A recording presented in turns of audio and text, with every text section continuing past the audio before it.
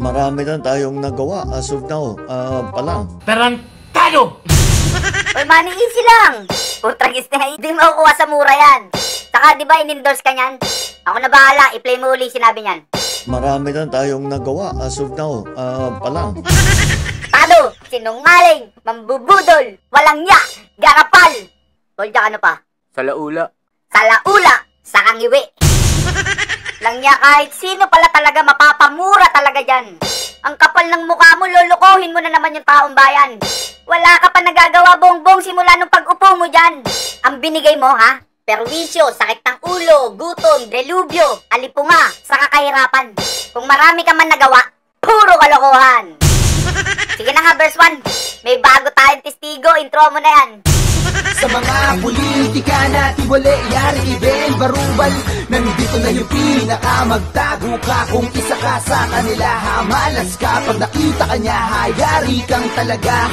Yung mga politikong di parehas sa bansang Pilipinas, pinipilas ng pinakamaangas nating bida na si Ben Barubal. Paano ba yan? May bagong testigo, nginunguso ka na. Ni Orly Gutesa, yung dati yung masugid na bata. 3 times a week, nagdi-deliver ng mali-malitang pera. Kayong dalawa ng body mo si Saldi ko, kaya pala yung isa biglang lumipad sa Amerika. Bolja, nakahanda na ba yung mic dyan? Yes, Ben. Si Orly, handa na ba dyan? Handa na, Ben. Ano pa hinihintay mo? Pakantay mo na yan. Ako po ay lumabas upang magsalita sa isyu na ito. Bilang isang dating sundalo, Teka nga. Ang dami pang segue, doon na sa partisipasyon mo.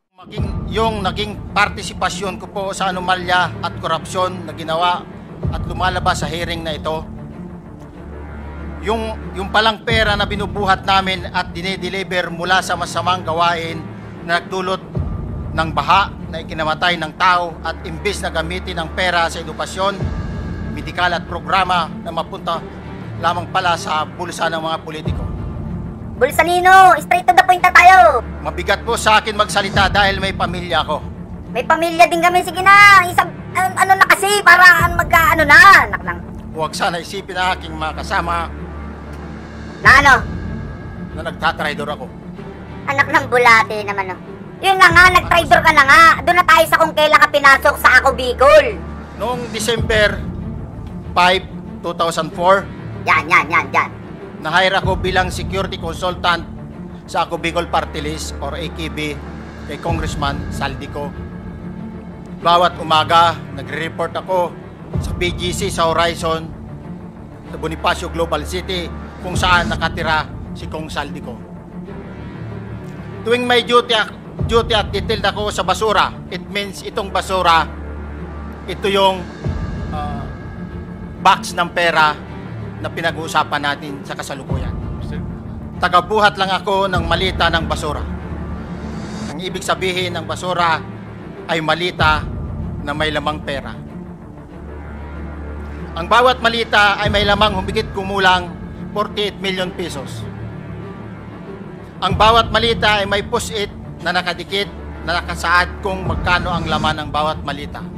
Tuwing may duty detail sa basura, may pumupunta na tao na magde-deliver ng basura at nire-receive ni John Paul Estrada at Mark Tiksay. Ang mga executive assistant ni Congressman Saldico at sila ang mga detailed sa mga ganyang activities. Ang mga nangyayari kapag duty kami sa basura, kalimitang dinadala sa bahay ni Congressman Saldico sa Valle Verde 6 at tinatanggap naman ni Mark at ni Paul. Pagkatapos naming may baba ang nasabing basura, ipinapasok sa bahay ni Congressman Saldico sa Valle Verde 6 at binibilang ni Mark at ni Paul. Alam ko na ang laman ng malita ay pera sapagkat nakita ko si Paul na binuksan ang malita at inilabas ang laman para bilangin. Ang isang ehemplo na nagdala ng pera ay si Congressman Eric Yap ng AXIS Party List. Kaya naman pala tahimik si Rapi eh. Tapos ang ganda pa ng slogan, kakampi ng inaapi eh. Kakampi ng inaapi, baka kakampi ng umaapi. Yung mga naba, kaping-api na yan, di mo nga makampihan yan eh. Si Saldi ko nga, hindi mo kaya eh. Wala ka man ang sinabi kahit ano eh.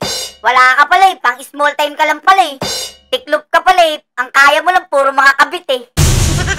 Tapos yung Eric Yap na yan, no, na CIS din, no, nasasangkot po.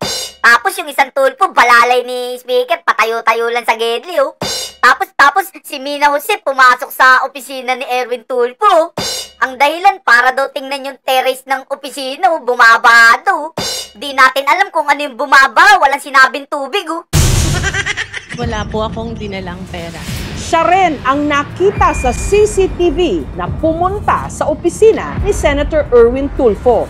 Ito'y para raw tignan ang terrace ng kanyang opisina na bumabaha. Had you told us na meron kang sabit sa mga project sa Bulacan, we wouldn't have let you step in the Senate. Ay nako. Sige na nga, Orly, tuloy mo na yung pagkanta mo. Gusto ko yung nasa tono. Ang isang ehemplo na nagdala ng pera ay si Congressman Eric Yap ng AXIS Party List. 46 na malita ang dala niya sa bahay ni Congressman Saldico sa Valle Verde 6.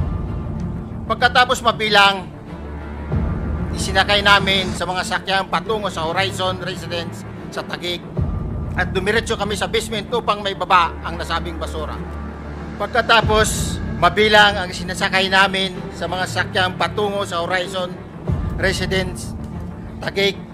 Pagdating sa Horizon Residence, dumidiretso kami sa basement upang maibaba ang nasabing basura at dalhin sa unit ni Congressman Saldico sa 56th floor sa nasabing lugar kung saan siya nakatira. Bago ibaba ang nasabing basura, ito ay bawas na. Halimbawa, nag-akyat kami ng 46 na malita. Ibababa lamang namin ay 35 malita para i-deliver sa bahay ni House Speaker Martin Romualdez sa 42 McKinley Street, Taguig.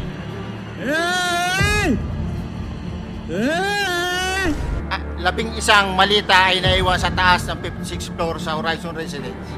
Humigit kumulang 3 beses ako mismo ang nag-deliver ng basura sa bahay ni Congressman Saldico sa Horizon Residence at sa mga bahay ni Speaker Romualdez sa 42 McKinley Street, Taguig.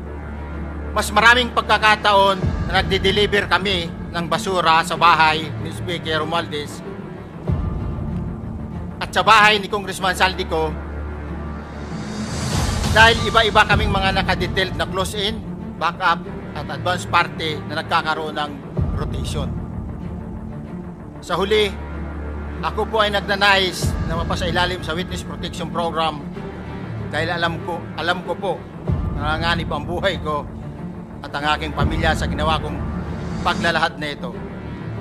Sa katotohanan na ang lahat ay nilagdaan ko, ang salaysay na ito ay kusang loob at walang anumang pamimilit at bunsod lamang na hangarin matulungan ang ating bansa.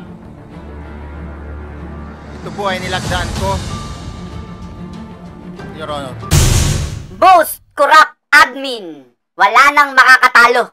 Hindi nyo ba alam Pilipinas ang pinag-uusapan sa buong mundo? Kasi nga world's biggest corruption in the history to. Ang magtatanggol lang sa mga to, kung hindi bayad, bobo. Pinag-uusapan tayo ng Al Jazeera, DW News, NDTV, France 24 English, DD India, ABC News Australia, at marami pang iba po. Nakakahiya na yung Pilipinas, pare. Ang liit na ng tingin sa atin ng mga puti.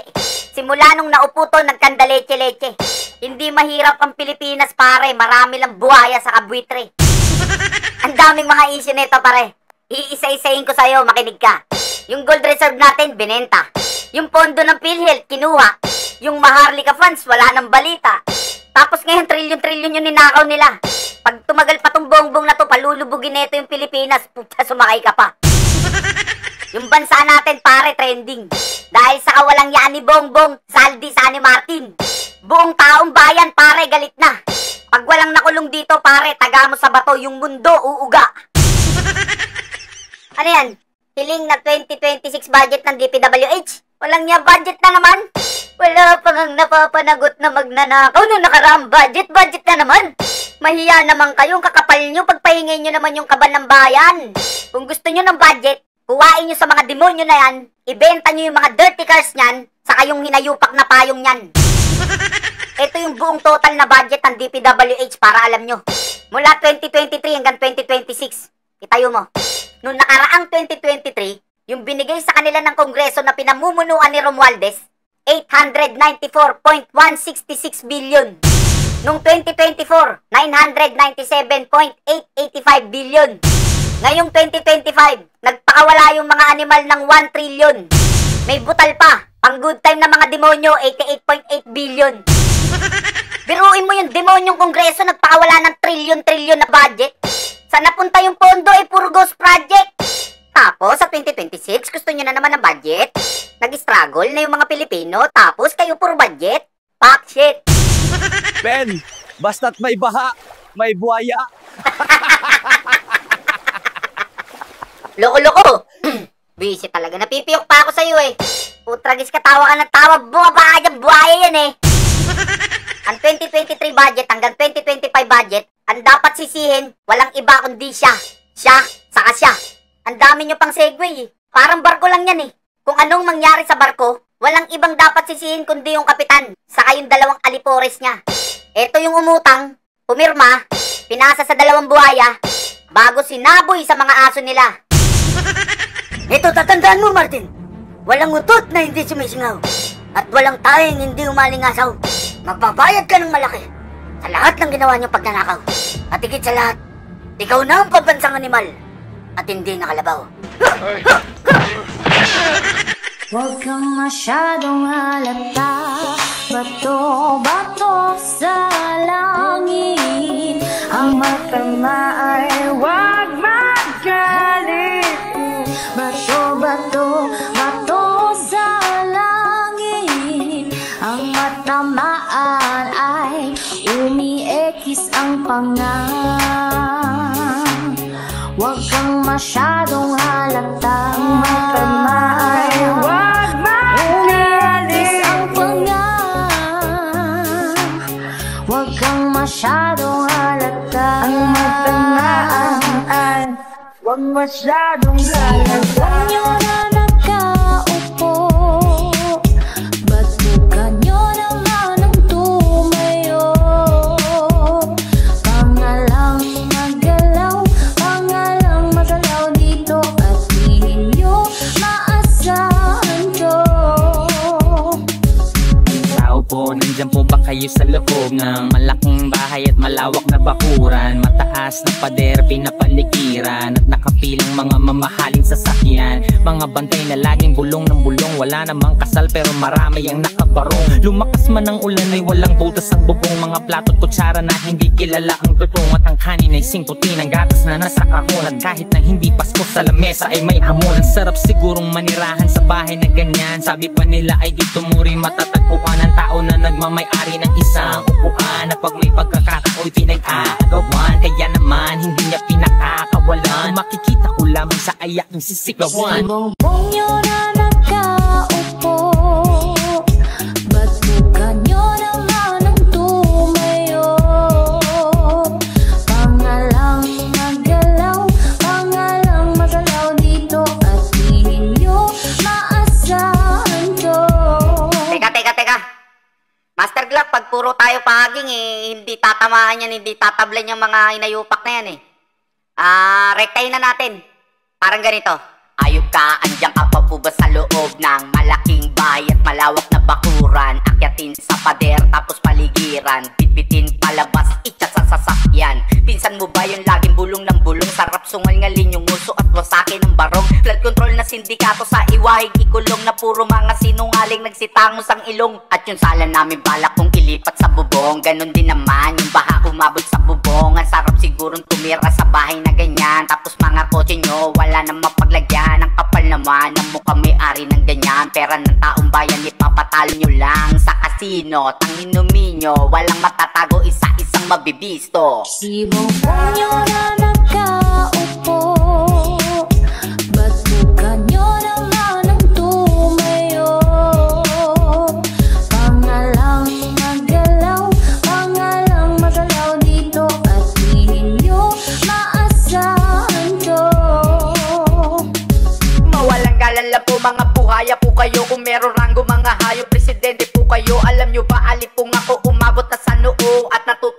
bumisit sa bahay yung aso ko, inang ina ninyo. Pinangkasino nyo lahat, sana yung speaker nyo tatatamaan ng kidlat. Pati si Wawaw, di makatingin sa mata. Ito yung tipo ng tao na madaling kumanta. Konting takot, konting sindak, aami to. Kung ako lang nandyan dyan, pasusukahin ko to. Sinungaling, asawa ng kawatan, madali kang pumiyok. Dun sa payong na lang, laglagan. Yung dalawa na mag-boss, sabay sila dun sa kasino na nag-uubos. Ano ba bongbong, hanggang ganyan ka na lang. Pag-gewang-gewang yung pangagang, tingin ka na lang.